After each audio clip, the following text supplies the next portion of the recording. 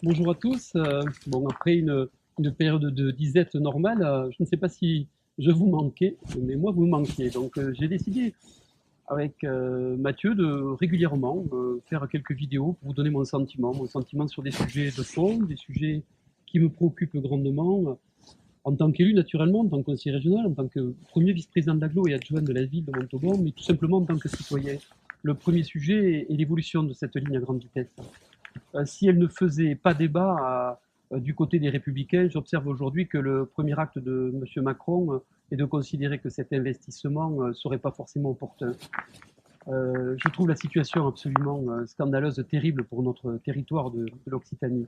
Je vous rappelle qu'en ce moment, sur Paris, on envisage un projet qui va coûter 25 milliards d'euros et on est en train de nous expliquer pour écarter ce projet-là de ligne à grande vitesse que naturellement on n'a pas d'argent, c'est l'argument choc.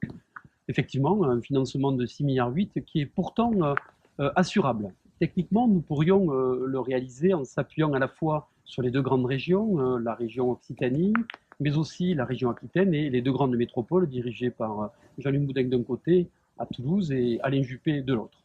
On a aujourd'hui l'ensemble des personnalités politiques de tous bords, Brigitte Barège, Carole Delga, Alain Rousset, Alain Juppé, Jean-Luc Moudenc, mais aussi Jean Dionis, le maire d'Agen. L'ensemble des élus sont vent debout contre cette position. Et je crois que nous, citoyens, au-delà des simples élus, nous devons nous révolter. C'est pas normal qu'on ne puisse pas accéder à Paris à moins de 5 heures, comme c'est le cas aujourd'hui, ou 4 heures et quelques.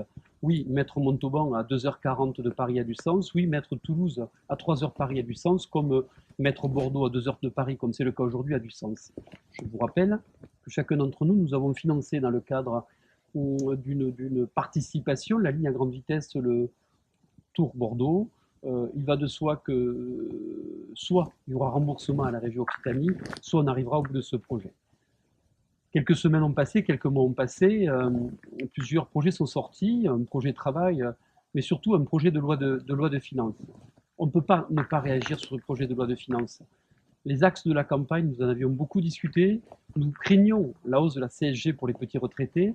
Elle est arrivée. Nous craignons une réforme de l'ISF qui, en fait, va favoriser qui? Elle ne va pas favoriser les riches, elle va favoriser les très, très riches. En fait, en substance, qu'est-ce que l'on va faire? On va tout simplement créer un super impôt foncier en écartant de l'assiette taxable à l'impôt sur la fortune l'ensemble des valeurs mobilières. Donc, je vais essayer de prendre, de prendre un exemple. Vous possédez un immeuble parce que vous l'avez acquis de votre héritage au fin fond de l'île de Ré, qui est valorisé à 1,5 million d'euros. Vous serez assujetti à l'ISF.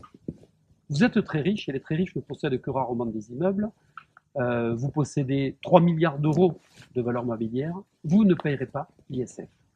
Je trouve que c'est un acte d'injustice sociale, c'est un acte d'injustice civique. Et aujourd'hui, l'impôt, plus que jamais, devient confiscatoire pour ceux qui, justement, n'ont pas beaucoup d'argent. Donc je crois que le moment est venu de prendre conscience que ceux qui souffrent sont les classes moyennes. Les très riches n'ont pas de problème. Les très pauvres, on essaye de les régler. Par contre, les classes moyennes ne sont plus moyennes aujourd'hui. Elles sont de plus en plus pauvres. Et donc, c'est un sujet de fond qu'on abordera dans une prochaine vidéo.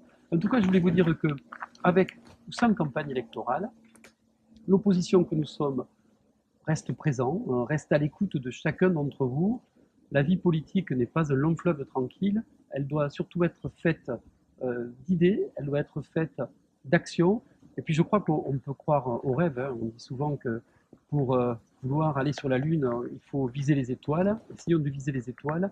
Nous avons 5 ans aujourd'hui pour essayer de nous restructurer, pour essayer d'apporter, d'abonder ce débat d'idées, en concertation avec chacun, dans le respect des idées de chacun, mais par contre sans concession, avec humilité, mais avec efficacité. Je vous remercie, je vous dis à très bientôt.